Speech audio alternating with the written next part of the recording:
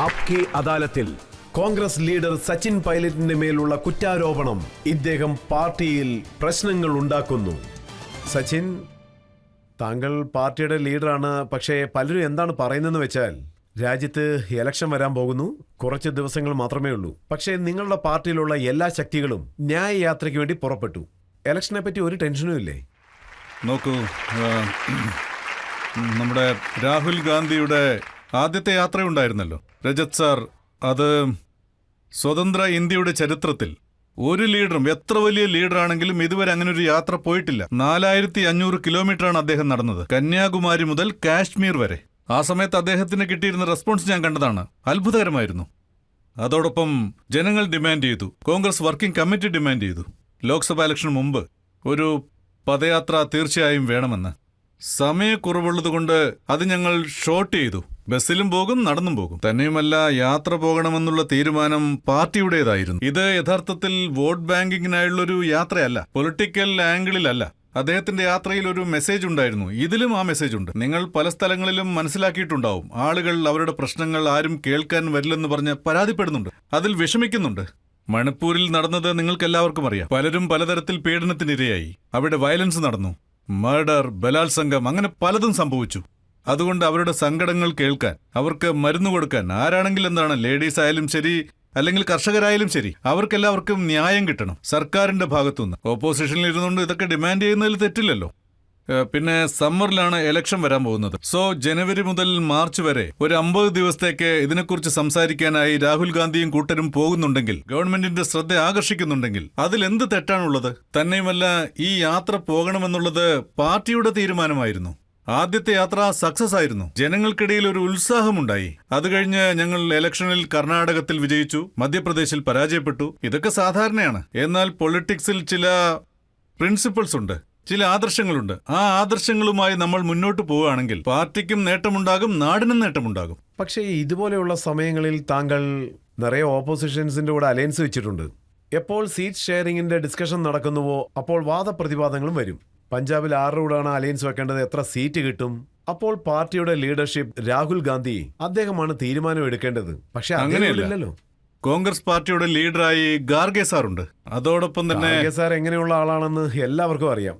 നിങ്ങൾ എന്ത് വേണമെങ്കിലും പറഞ്ഞോളൂ, അദ്ദേഹം കോൺഗ്രസിന്റെ പ്രസിഡന്റാണ്. ആരധ്യക്ഷനായാലും ഞങ്ങൾക്കൊരു കമ്മിറ്റിയുണ്ട്, ഇന്ത്യ അലയൻസ് ഗ്രൂപ്പ് ഉണ്ട്, ഒരുപാട് കാര്യങ്ങൾ നടക്കുന്നുണ്ട്. സീറ്റ് ഷെയറിംഗ് ഇഷ്യൂസ് വരും, അത് എല്ലാ സംസ്ഥാനങ്ങളിലും വരും. അവിടെ പോയി സംസാരിക്കണം, ക്യാമ്പയിൻ നടത്തണം. ഇതൊക്കെ കൃത്യമായി നടന്നുകൊണ്ടിരിക്കുന്നു. അത് നടത്തിയേ പറ്റൂ, കാരണം ഇലക്ഷൻ അടുത്തു കഴിഞ്ഞു. ആദ്യത്തെ യാത്ര സക്സസ് ആയതുകൊണ്ട് രണ്ടാമതൊരു യാത്ര കൂടി വേണമെന്ന് പാർട്ടി നിർദ്ദേശിക്കുകയായിരുന്നു. എന്നാൽ India alliance, sharing, campaign, strategy എല്ലാം നടക്കുന്നുണ്ട്. അതിലൊന്നും പ്രശ്നമില്ല. കേട്ടത് ഭഗവന്മാൻ CM ആണ്. അദ്ദേഹം പറയുന്നു കോൺഗ്രസ് ഉണ്ടായിരുന്നു, അതിന് കോൺഗ്രസ് ഉത്തരം നൽകുന്നു, ഒരു ജോക്കർ ഉണ്ടായിരുന്നു എന്ന്. എന്തു പറയാനാ, അദ്ദേഹം ഒരു സംസ്ഥാനത്തെ CM ആണ്. അങ്ങനെ ഒരു സ്റ്റേറ്റ്മെന്റ് കൊടുത്തു, അതിനുള്ള കൗണ്ടറും വന്നു. രാഷ്ട്രീയത്തിൽ ഇതൊക്കെ സർവ്വസാധാരണമാണെന്ന് പറയുമല്ലോ, അതുപോലെയായത്, വേറൊന്നുമല്ല. മമതാ ബാനർജി പറയുന്നു ഞാൻ ലെഫ്റ്റുകാരുടെ കൂടെ ഇരിക്കാൻ പോലും തയ്യാറല്ലെന്ന്. അതിന് കാരണം എന്താണെന്ന് വെച്ചാൽ ലെഫ്റ്റാണ് കോൺഗ്രസ് പാർട്ടിയെ നടത്തുന്നത്. അല്ല, ഞാൻ ഈ അഭിപ്രായത്തോട് ഒരിക്കലും യോജിക്കില്ല. മമതാജി വലിയ ലീഡറാണ്, ഇപ്പോഴും അവിടുത്തെ CM-ഉമാണ്. തന്നെയുമല്ല, അവർക്ക് ബംഗാളിൽ വലിയൊരു ഇമേജ് തന്നെയുണ്ട്. എന്നാൽ ഇന്ത്യ അലയൻസിൽ എല്ലാവരും തുല്യരാണ്. ബംഗാളിലെ സീറ്റ് ഷെയറിങ്ങിനെ കുറിച്ച് ചർച്ചകൾ നടന്നുകൊണ്ടിരിക്കുകയാണ്. റിസൾട്ട് എത്രയും പെട്ടെന്ന് പുറത്തു വരും. പക്ഷേ ഞങ്ങളുടെ ലക്ഷ്യം എന്താണെന്ന് വെച്ചാൽ, അതായത് ഇന്ത്യൻ അലയൻസിന്റെ പാർട്ട്നേഴ്സ് ഉണ്ടല്ലോ, ആ പാർട്ടികളുടെ എല്ലാം വോട്ട് നിങ്ങൾ ഒരുമിച്ച് ചേർത്ത് നോക്കിയാൽ 50% മുകളിൽ വോട്ട് കിട്ടിയിട്ടുണ്ട്. അതേപോലെ NDA പാർട്ട്നേഴ്സിനും 35ക്ക് താഴെയേ ഉള്ളൂ. അതുകൊണ്ടാണ് BJP ഭയക്കുന്നത്. ഇന്ത്യ അലയൻസിലെ എല്ലാ പാർട്ടികളും ഒരുമിച്ച് ചേർന്ന് മത്സരിച്ചാൽ ഈ ഇലക്ഷൻ കഴിയുമ്പോൾ എന്തു വേണമെങ്കിലും സംഭവിക്കാം. അതുകൊണ്ടാണ് ഞങ്ങളുടെ യൂണിറ്റിയെ കണ്ട് അവർ ഭയക്കുന്നത്. ഞങ്ങളുടെ സീറ്റ് ഷെയറിംഗിനെ കുറിച്ച് പറയുകയാണെങ്കിൽ എല്ലാ റീജിയണൽ പാർട്ടികൾക്കും പ്രാധാന്യമുണ്ട്. അതായത് ബംഗാള്, മഹാരാഷ്ട്ര, പഞ്ചാബ്, ബീഹാർ. എന്നാൽ ക്യാപിറ്റൽ ലെവലിൽ, പാൻ ഇന്ത്യ ലെവലിൽ BJPക്ക് നാഷണൽ ലെവലിൽ ചാലഞ്ച് കൊടുക്കണമെങ്കിൽ കോൺഗ്രസിനെ കഴിയൂ. അതുകൊണ്ട് ചില ഗിവ് ആൻഡ് ടേക്ക് നടക്കുക തന്നെ ചെയ്യും. സീറ്റ് ഷെയറിംഗിൽ അങ്ങോട്ടും ഇങ്ങോട്ടും ഒക്കെ മാറാം, അതൊക്കെ ഞങ്ങൾ നോക്കും. കാരണം ഈ ഇലക്ഷനിൽ ജയിച്ചേ പറ്റൂ. രാജ്യത്തിന് വേണ്ടി, രാജ്യത്തെ ജനങ്ങൾക്ക് വേണ്ടി, ഡെമോക്രസിക്ക് വേണ്ടി കോൺഗ്രസ് പാർട്ടി വരണം, എങ്കിലേ ഇവിടെ ജനാധിപത്യം വിജയിക്കൂ. അതുകൊണ്ടാണ് ഇന്ത്യ അലയൻസ് ഒരേ ആദർശവുമായി ഫോം ചെയ്തിരിക്കുന്നത്. എത്രയും വേഗം തന്നെ എല്ലാ കാര്യങ്ങളും സെറ്റിലാവും, സീറ്റ് ഷെയറിംഗും നടക്കും. സമയം വളരെ കുറവാണെന്ന് താങ്കൾ പറയാൻ പാടില്ല. കാരണം ആരാണ് CM ആകാൻ പോകുന്നത്, ആരാണ് PM ആകാൻ പോകുന്നത് എന്നുള്ള തീരുമാനം നിങ്ങളുടെ അലയൻസിൽ എടുത്തിട്ടില്ല. അല്ല, അതായത് ബന്ധുക്കളെല്ലാം എത്തി, പക്ഷെ കല്യാണ ചെറുക്കനെ കാണാനില്ല. അല്ല, അതായത് ആദ്യം തന്നെ തീരുമാനമെടുത്തതാണ്. നമ്മൾ ഏതെങ്കിലും ഒരു വലിയ പോസ്റ്റ് മുന്നിൽ കണ്ടുകൊണ്ട് പ്രവർത്തിക്കാൻ പാടില്ല. അതോടൊപ്പം തന്നെ ആർക്ക് എന്തൊക്കെ സ്ഥാനമാണെന്ന് അവസാനമേ തീരുമാനമെടുക്കും. ആദ്യം എല്ലാവരും ഒരുമിക്കണം. രജത് സാർ, ഞാൻ ഒരു കാര്യം പറയട്ടെ, ഇതത്ര എളുപ്പമല്ല. എന്നിട്ടും ഒരുപാട് പാർട്ടികൾ ഒരുമിച്ച് ചേരുന്നു. ഓരോരുത്തരും ഓരോ ടൈപ്പാണ്. വാഗ്വാദങ്ങൾ ഉണ്ടാകും, വലിയ വഴക്കുകൾ ഉണ്ടാകും. നിങ്ങൾ തന്നെ ഒന്ന് ചിന്തിച്ചു നോക്കൂ. ഇത്രയും വലിയൊരു രാജ്യത്തെ ഇത്രയും രാഷ്ട്രീയ പാർട്ടികളെ ഒരുമിച്ച് ചേർക്കുന്നത് ചെറിയ കാര്യമല്ല. അതിനെ സ്മൂത്തായിട്ട് കൊണ്ടുപോകാൻ അത്ര എളുപ്പമല്ല. പക്ഷേ ഇത് ആവശ്യമാണെന്ന് എല്ലാവർക്കും അറിയാം. അതുകൊണ്ടാണ് ഇന്ത്യ അലയൻസ് രൂപം കൊണ്ടത്. പിന്നെ എനിക്കറിയാവുന്നിടത്തോളം ഈ അലയൻസ് കൃത്യമായി രൂപം കൊള്ളുകയാണെങ്കിൽ, നല്ല സ്ട്രോങ് ആയിട്ട് മുന്നോട്ട് പോയാൽ ഒരു നല്ല ഇലക്ഷൻ തന്നെ നടക്കും NDAക്കെതിരായിട്ട്. അതോടൊപ്പം NDAയുടെ പാർട്ട്നേഴ്സ് ഉണ്ടല്ലോ, അകാലിദൾ ആയിക്കോട്ടെ, ശിവസേന ആയിക്കോട്ടെ, പിന്നെ JDU, ഇവരെല്ലാം തന്നെ BJPയിൽ നിന്ന് അകന്നു കഴിഞ്ഞു. തനിച്ചിവിടെ നിന്ന് ജയിക്കാമെന്നൊക്കെയാണ് അവരുടെ തീരുമാനം. ഇലക്ഷൻ വന്നാൽ എല്ലാം പുറത്തു വരും. ഞങ്ങൾ ഇഷ്യൂസിലെല്ലാം പോരാട്ടം നടത്തുമെന്ന് താങ്കൾ പറയുന്നു. 9 വർഷമായിട്ട് ഒരു ഇഷ്യൂ നടന്നുകൊണ്ടിരിക്കുകയാണ്. രാഹുൽ ഗാന്ധിയുടെ തലച്ചോറിലുകൊണ്ട് അതാണ് അഡാനി. അദ്ദേഹം പറയുന്നു മോഡി അഡാനിക്ക് എയർപോർട്ട് കൊടുത്തിരിക്കുന്നു, നിലം കൊടുത്തിരിക്കുന്നു, നിറയെ ഫേവർ ചെയ്യുന്നു, പോർട്ട് കൊടുത്തിരിക്കുന്നു. പക്ഷേ കോൺഗ്രസിന്റെ മുഖ്യമന്ത്രി റിവന്ത് റെഡ്ഡി, അദ്ദേഹം തെലങ്കാനയുടെ മുഖ്യമന്ത്രിയാണ്, ഭരണം ഏറ്റെടുത്തപ്പോൾ ആദ്യത്തെ എഗ്രിമെന്റ് ഒപ്പിട്ടത് അഡാനിയോടൊപ്പമാണ്. 12,400 കോടിയുടെ. ഏതെങ്കിലും ഒരു തൊഴിലധിപനോ ഇൻഡസ്ട്രിയലിസ്റ്റോ അവർ ഏതെങ്കിലും ഒരു കോമ്പറ്റീഷനിലോ ബിഡിങ്ങിലോ ക്വാളിഫൈ ആയി വന്നു കഴിഞ്ഞാൽ രാജ്യത്തിൽ ഇൻവെസ്റ്റ് ചെയ്യുന്നുണ്ടെങ്കിൽ ഏത് സ്റ്റേറ്റ് ആണെങ്കിലും അത് സ്വീകരിക്കും. അങ്ങോട്ട് വന്നാൽ നല്ലതല്ലേ? അതിൽ യാതൊരു തെറ്റും കാണുന്നില്ല. പക്ഷെ നിങ്ങൾ റൂൾസ് ആൻഡ് റെഗുലേഷൻസ് മാറ്റിവെച്ചിട്ട് നിങ്ങൾ മറ്റു പല കുറുക്ക് വഴികളിലൂടെയും ഒരാൾക്ക് തന്നെ എല്ലാം കൊടുക്കണമെന്ന് വാശി പിടിക്കുകയാണെങ്കിൽ, അതുപോലെ മറ്റു 2 പേർക്ക് കൊടുക്കണമെന്ന് തോന്നിയാൽ, ഇതെല്ലാം നാടിന്റെ സ്വത്താണ്. എല്ലാ കാര്യങ്ങളും എല്ലാവരും അറിയുന്നത് നല്ലത് തന്നെയല്ലേ? ഞങ്ങൾക്ക് ഒന്നേ ചോദിക്കാനുള്ളൂ, ഇങ്ങനെയൊക്കെ നടക്കുന്നുണ്ടെങ്കിൽ, എന്തെങ്കിലും സംശയമുണ്ടെങ്കിൽ ദയവ് ചെയ്ത് അതെല്ലാം തന്നെ പുറത്തു കൊണ്ടുവരണം. ട്രാൻസ്പെറന്റ് ആയി ജോലി നടന്നാൽ. നിങ്ങളുടെ ഗവൺമെന്റ് അല്ലേ ഉണ്ടായിരുന്നത്? 25,000 കോടി രൂപയുടെ എഗ്രിമെന്റ് സൈൻ ചെയ്തു. അശോക് ഗെഹ്ലോട്ടിന്റെ ഗവൺമെന്റ്. രജത് സാർ, അത് അങ്ങനെയല്ല. ചെയ്താൽ ശരിയാണ്. അല്ല, അങ്ങനെയല്ല. 1 lakh crore നിങ്ങൾ ഇൻവെസ്റ്റ് ചെയ്യൂ. പക്ഷേ ആദ്യം ബിഡിംഗ് നടക്കണം. നിങ്ങൾ ക്വാളിഫൈ ആകൂ, റൂൾസ് ആൻഡ് റെഗുലേഷൻസ് ഫോളോ ചെയ്യൂ, ഇൻവെസ്റ്റ് ചെയ്യൂ. പിന്നെ ഒരു പ്രശ്നം ഉണ്ടാവില്ല. ഇവിടെ അഡാനി വന്നപ്പോൾ അദ്ദേഹത്തിനോട് ഞങ്ങൾ ചോദിച്ചു എങ്ങനെയാണ് ലഭിച്ചതെന്ന്. അദ്ദേഹം പറഞ്ഞു ഞങ്ങളുടെ പക്കൽ എല്ലാത്തിനും കണക്കുണ്ട്, എല്ലാം കോമ്പറ്റേറ്റീവ് ബിഡിങ്ങിലാണ് എടുത്തതെന്നും അദ്ദേഹം പറഞ്ഞു. ഒരാനുകൂല്യം ലഭിച്ചിട്ടില്ലെന്ന്. പക്ഷേ രാഹുലിന് എന്താണ് പ്രശ്നമെന്ന് അദ്ദേഹത്തിന് അങ്ങനെയൊന്നുമില്ല. എനിക്ക് തോന്നുന്നത് എന്താന്ന് വെച്ചാൽ, ചില സംഭവങ്ങൾ നടന്നിരുന്നു, അതിൽ ഒന്നും തന്നെ വ്യക്തമായിരുന്നില്ല. നോക്കൂ, എല്ലാം നിങ്ങൾക്കും അറിയാവുന്നതാണ്. ഈ ബിഡിംഗ് പ്രോസസ് വേറെ രീതിയിൽ നമുക്ക് മാനേജ് ചെയ്യാൻ പറ്റും. അതിൽ എന്തെങ്കിലും സംശയം വരികയാണെങ്കിൽ അത് മാനേജ് ചെയ്യില്ലേ? BJPക്കാർ മാത്രമേ അത് ചെയ്യാറുള്ളൂ. സ്റ്റേറ്റ് വൈസ് ആണെങ്കിൽ നമ്മളിത് സംസാരിച്ചേ പറ്റും.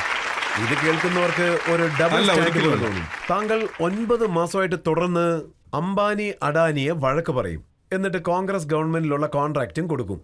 ഏതെങ്കിലും ഇൻഡസ്ട്രിയൽ ഗ്രൂപ്പിൽ ട്രാൻസ്പെറന്റ് ആയിട്ട് ജോലി ചെയ്യാൻ മുന്നോട്ട് വരികയാണെങ്കിൽ അവരത് തീർച്ചയായും അംഗീകരിക്കണം. നോൺ ട്രാൻസ്പെറന്റ് ആയി ചെയ്യുകയാണെങ്കിൽ, അത് കോൺഗ്രസ് ഗവൺമെന്റ് ആണെങ്കിലും ശരി, അതിലും എൻക്വയറി നടത്തണം. എന്റെ അഭിപ്രായത്തിൽ എല്ലാം സുതാര്യമായി നടക്കണം. എവിടെയെങ്കിലും തെറ്റ് സംഭവിക്കുന്നുണ്ടെന്ന് ജനങ്ങൾക്ക് സംശയം തോന്നിയാൽ, അല്ലെങ്കിൽ കോടതിയിൽ കേസിന് പോകുന്നു, എന്തോ തെറ്റ് സംഭവിച്ചിട്ടുണ്ട് എന്ന് നമ്മൾ അറിയാനിടയായാൽ, അത് നമ്മൾ അനുവദിച്ചുകൂടാ. ഡിഫെൻഡ് ചെയ്യാൻ എന്തെങ്കിലും? ഇല്ല, ഒരിക്കലും. എന്തിനു പേടിക്കണം?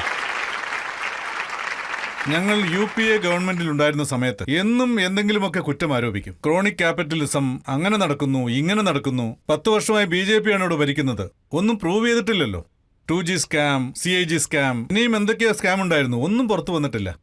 ഞങ്ങൾ എന്താ പറയുന്നത്? നിങ്ങളാണ് ഇവിടം ഭരിക്കുന്നത്, ജനങ്ങൾ നിങ്ങളോട് എന്തെങ്കിലും ചോദ്യം ചോദിച്ചാൽ അതിന് ഉത്തരം നൽകണം, അതാണ് ശരി. എനിക്കാരെയും കുറ്റക്കാരനാണെന്ന് പറയാനാവില്ല. നിങ്ങളാണ് ജഡ്ജ്, എനിക്ക് അവരോട് ചോദിക്കാൻ മാത്രമേ കഴിയൂ. ഓപ്പോസിഷനിൽ ഇരുന്നുകൊണ്ട് ഇതുപോലും ചോദിക്കാൻ കഴിഞ്ഞില്ലെങ്കിൽ, ചോദിക്കുകയാണെങ്കിൽ എല്ലാവരെയും പാർലമെന്റിൽ നിന്നും പുറത്താക്കുന്നു. ചോദ്യം ഉന്നയിച്ചാൽ ഞങ്ങൾ രാജ്യദ്രോഹികളാവും. ഞങ്ങൾ എന്തെങ്കിലും ചോദിച്ചാൽ നിങ്ങൾ അത് ചെയ്തില്ലേ ഇത് ചെയ്തില്ലേ എന്ന് പറയും. പാർലമെന്റിൽ ഞങ്ങളിൽ ഒരാൾ ചോദ്യം ഉന്നയിച്ചാൽ, അല്ലെങ്കിൽ വേണ്ട. നോക്കൂ, ഇതിനെക്കുറിച്ച് ഞാൻ കൂടുതൽ സംസാരിക്കാൻ ആഗ്രഹിക്കുന്നില്ല. CBI ഇൻവെസ്റ്റിഗേഷൻ നടക്കുന്നു, അല്ലെങ്കിൽ കോടതിയിൽ ആരെങ്കിലും കേസ് കൊടുത്താൽ ഗവൺമെന്റ് നേരിട്ട് മറുപടി പറഞ്ഞാൽ മതി, പ്രശ്നം അവിടെ വെച്ച് തന്നെ തീരും. പക്ഷെ അത് മാറ്റിവെക്കുന്നത്, വൈകിപ്പിക്കുന്നത്, ഇങ്ങനെയൊക്കെയാണ് പ്രശ്നങ്ങൾ ഉണ്ടാവുന്നത്. ചോദ്യം ചോദിക്കാൻ ആഗ്രഹിക്കുന്നു. കമൽനാഥ് സർ ബജ്രംഗബലിക്ക് ശില വെച്ചു. സിദ്ധരാമയ്യ രാമന് വേണ്ടി അമ്പലം പണിതു. പിന്നെ കെജ്രിവാൾ അയ്യ ഹനുമാൻ സാലിസായെ പറ്റി പഠിപ്പിക്കുന്നു. പക്ഷേ രാഹുൽ ഗാന്ധി അയ്യക്ക് രാമന്റെ പേര് പറയാൻ വല്ല ഇത് പ്രശ്നം? വലിയൊരു പ്രശ്നമാക്കാനാണ് ശ്രമിച്ചുകൊണ്ടിരിക്കുന്നത്. ആർക്കോ ആരെയോ ഇഷ്ടമല്ല. ഓരോരുത്തർക്കും അവരുടെ ഭക്തിയും അവരുടെ ധർമ്മവും പൂജയും എല്ലാം അവരവരുടെ ഇഷ്ടമാണ്. ചിലര് അതിനെക്കുറിച്ച് കൂടുതൽ സംസാരിക്കുമെന്നേ ഉള്ളൂ. ഈ ആരോപണം ഞാൻ വിശ്വസിക്കാൻ പോകുന്നില്ല. രാഹുൽ ഗാന്ധി ഒരിക്കലും അങ്ങനെയുള്ളൊരു വ്യക്തിയല്ല. ജനങ്ങൾക്ക് എവിടെയാണ് ബുദ്ധിമുട്ട് വരുന്നതെന്ന് പറയാം. നിങ്ങളുടെ അലയൻസിലെ ഒരു പ്രധാനപ്പെട്ട പാർട്ടി DMK ആണ്. ആ പാർട്ടിയുടെ നേതാവാണ് സ്റ്റാലിൻ. മകന്റെ പേര് ഉദയനിധി സ്റ്റാലിൻ. മകൻ പറയുന്നു സനാതന ധർമ്മം ഡെങ്കു മലേറിയ പോലെയാണെന്ന്. ഡെങ്കുവിനെ നശിപ്പിക്കുന്നത് പോലെ സനാതനവും ഇല്ലാതാക്കണമെന്ന് പറയുന്നു. അദ്ദേഹത്തിന്റെ സ്റ്റേറ്റ്മെന്റ് ഞാൻ വായിച്ചതാണ്. അത് വളരെ തെറ്റായ ഒരു കാര്യമാണ്. എന്നാലും എനിക്ക് പറയാനുള്ളത്, ഈ സ്റ്റാലിന്റെ മകൻ പറഞ്ഞ ആ കാര്യം നമ്മൾ കാര്യമായിട്ട് എടുക്കാതിരുന്നാൽ മതി. അദ്ദേഹം പറഞ്ഞത് തെറ്റ് തന്നെയാണ്. ഏതൊരു മനുഷ്യനാണെങ്കിലും അയാളെക്കുറിച്ചോ അയാളുടെ ഭക്തിയെക്കുറിച്ചോ അയാളുടെ ധർമ്മത്തെക്കുറിച്ചോ വേദനിപ്പിക്കുന്ന രീതിയിൽ സംസാരിച്ചിട്ടുണ്ടെങ്കിൽ അതിന് ഞാൻ തീർച്ചയായും എതിർക്കുന്നു. അത് ഞാൻ ഒരിക്കലും അംഗീകരിക്കില്ല. അതുകൊണ്ട് ഇക്കാര്യം ആര് പറഞ്ഞാലും അത് തെറ്റാണെന്നേ ഞാൻ പറയൂ. അലയൻസിലുള്ളവരായിരിക്കാം, അല്ലെങ്കിൽ ശത്രുവുമായിരിക്കും. എന്റെ അഭിപ്രായത്തിൽ ആരൊക്കെ രാഷ്ട്രീയത്തിൽ ഇറങ്ങിയിട്ടുണ്ടോ, അതുമാത്രമല്ല സത്യപ്രതിജ്ഞ ചെയ്ത് ആരൊക്കെ സ്ഥാനങ്ങൾ ഏറ്റെടുത്തിട്ടുണ്ടോ, അവർ വളരെ കരുതലോടെ ഇരിക്കണം. നിങ്ങൾ ഒരു സംസ്ഥാനത്തെ മന്ത്രിയായിരിക്കെ ഇതുപോലെയൊക്കെ സംസാരിക്കാൻ പാടില്ല. ഇത് വളരെ തെറ്റായ ഒരു കാര്യമാണ്. അതുമാത്രമല്ല, പദവിയിലിരിക്കുന്നവർ ഒരിക്കലും ഇങ്ങനെയൊന്നും പറയാൻ പാടില്ല. അവർ തങ്ങളുടെ വില കളയുകയാണ്. അവിടെ മറ്റൊരു MP ഉണ്ട്, സുനിൽ സെന്തിൽ, പാർലമെന്റിലാണ്. അദ്ദേഹം രാജസ്ഥാനെയും മധ്യപ്രദേശിനെയും ഉത്തർപ്രദേശിനെയും പറയുന്നത് ഇതെല്ലാം ഗോമൂത്ര സ്റ്റേറ്റ് ആണെന്ന്. ശരിക്കും അയാൾ ആരാണെന്ന് പോലും എനിക്കറിയില്ല. അയാൾ ഇങ്ങനെയൊക്കെ സുനിൽ പറഞ്ഞിട്ടുണ്ടെങ്കിൽ, സെന്തിൽ DMKയുടെ ഒരു പാർലമെന്റ് മെമ്പറാണ്. യഥാർത്ഥത്തിൽ അയാൾ അങ്ങനെയൊക്കെ പറഞ്ഞിട്ടുണ്ടെങ്കിൽ സ്വയം അപമാനിക്കുന്നുവെന്നാണ് അർത്ഥം. അയാൾക്ക് ജനറൽ നോളജ് തീരെയില്ല. ചിലപ്പോൾ അയാൾക്ക് കൾച്ചർ അറിയില്ലായിരിക്കാം, ജീവിത രീതി അറിയില്ലായിരിക്കും. ഇത് എന്തിനു വേണ്ടിയാണ് പറയുന്നതെന്ന് വെച്ചാൽ, നമ്മളെല്ലാവരും ഒരു നാട്ടിലാണ് ജീവിക്കുന്നത്. അങ്ങനെയുള്ളപ്പോൾ ഒരു സംസ്ഥാനത്തെ മാത്രം കുറ്റം പറയുന്നത് അത് അംഗീകരിക്കാനാവില്ല. പക്ഷേ ഇതുവരെ കോൺഗ്രസ് പാർട്ടിയുടെ പ്രധാനപ്പെട്ട വ്യക്തികൾ ഇതിനെക്കുറിച്ച് ഒന്നും പറഞ്ഞില്ല. ഇന്ന് ഞാൻ ചോദിച്ചതുകൊണ്ടല്ലേ താങ്കൾ തന്നെ പറഞ്ഞത്. പക്ഷേ ഇതുപോലെയുള്ള കാര്യങ്ങൾ പറയുന്നത് തടയുവാൻ കോൺഗ്രസ് ഒരിക്കലും ശ്രമിക്കുന്നില്ല. നിങ്ങളാരും അവരോട് ചോദിച്ചില്ല, അതുകൊണ്ട് ചെയ്തില്ല. നിങ്ങൾ തമിഴ്നാട് ലീഡേഴ്സിനെ കുറിച്ചാണ് പറഞ്ഞത്. അവിടെ അവർക്ക് ഒരു പ്രത്യേക പൊളിറ്റിക്സ് ഉണ്ടായിരിക്കാം. പക്ഷെ ഒരു ചെറിയ ലക്ഷ്യത്തിൽ എത്താൻ വേണ്ടി നമ്മൾ അവരെ അപമാനിക്കുന്നത്, ഇല്ലാത്ത കാര്യങ്ങൾ പറയുന്നത്, ഇങ്ങനെ ചെയ്യുന്നത് കൊണ്ട് വിജയം കൈവരിച്ചാൽ ആ വിജയം കൊണ്ട് നിങ്ങൾ എന്ത് ചെയ്യാനാണ്? അതായത് നമ്മൾ ഒരു ലക്ഷ്യത്തിൽ എത്തണമെങ്കിൽ കഠിനമായി അധ്വാനിച്ച് വേണം എത്താൻ. വേണമെങ്കിൽ ഞാൻ ഒരു കാര്യം പറയാം. ഒരാളെ പുകഴ്ത്തി പറഞ്ഞുകൊണ്ട് ഒരു പക്ഷേ നിങ്ങൾക്ക് ജയിക്കാൻ കഴിഞ്ഞേക്കും. പക്ഷെ ഒരാളെ തരം താഴ്ത്തി പറഞ്ഞുകൊണ്ട് അതിന് കഴിയില്ല. നിങ്ങൾ നിങ്ങളുടെ ഡിമാൻഡ് വയ്ക്കൂ, അവരോട് മര്യാദയോടുകൂടി സംസാരിക്കും. നിങ്ങൾക്ക് പറയാനുള്ളതെല്ലാം അവരോട് തുറന്നു പറയൂ. അങ്ങനെ തെറ്റ് ചെയ്താൽ അത് അംഗീകരിക്കും. ഞാൻ പറയുന്നത് എന്താണെന്ന് വെച്ചാൽ, ഒരാൾ ചെയ്ത തെറ്റ് സമ്മതിക്കുകയാണെങ്കിൽ അയാളാണ് ഏറ്റവും വലിയ ആള്. പിന്നെ ഇവിടുത്തെ രാഷ്ട്രീയത്തിൽ ചെറിയ ചെറിയ തെറ്റുകൾ സംഭവിക്കുക തന്നെ ചെയ്യും. എനിക്ക് തെറ്റുപറ്റിയെന്ന് ഓപ്പണായിട്ട് സമ്മതിച്ചാൽ മതി. പക്ഷേ ഇപ്പോൾ ആരും അങ്ങനെ ചെയ്യില്ലല്ലോ. തന്നെയുമല്ല, ഞാൻ എപ്പോഴും തെറ്റ് ചെയ്യില്ല, ഞാൻ വളരെ കറക്റ്റാണെന്ന് പറഞ്ഞുകൊണ്ടാണ് നടക്കുന്നത്. വളരെ മനോഹരമായ ഉത്തരം നൽകി സാർ. ഇപ്പൊ തർക്കങ്ങൾ വളരെ സീരിയസ് ആയി പോയിക്കൊണ്ടിരിക്കുന്നു. ഞാനൊരു ചോദ്യം ചോദിക്കട്ടെ? നിങ്ങൾ ഇനിയും ഒറ്റയ്ക്കാണെന്ന് പറഞ്ഞു കേട്ടു. ഇതിനെക്കുറിച്ച് നിങ്ങൾ എന്താ പറയുന്നേ?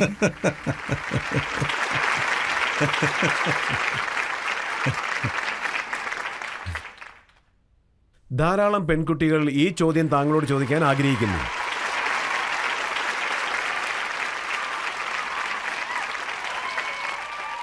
നിങ്ങളുടെ ചോദ്യം നല്ല ചോദ്യമായിരുന്നു.